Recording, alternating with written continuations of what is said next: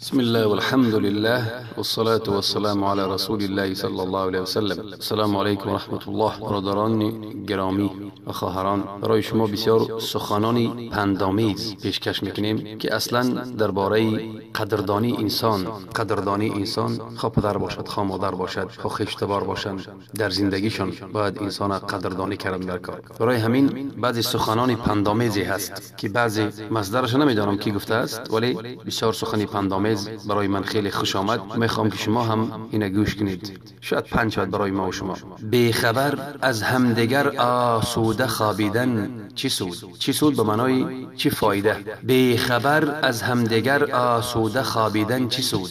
بر مزار مردگان خیش نالیدن چی سود؟ زنده را تا زنده است باید به فریادش رسید، زنده را تا زنده است باید به فریادش رسید، ورنه بر سنگی مزارش آب پاشیدن چه سود؟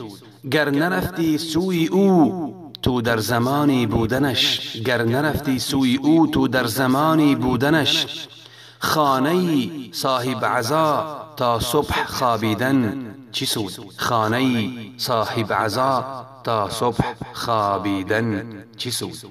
زنده را تا زنده است ای دوست قدرش را بدان، زنده را تا زنده است ای دوست قدرش را بدان، ورنه بر روی مزارش دسته گل چیدن چی سود؟ با محبت دست پیران را عزیزی من ببوس، با محبت دست پیران را عزیزی من ببوس، ورنه بر روی مزارش تاج گل چیدن چی سود؟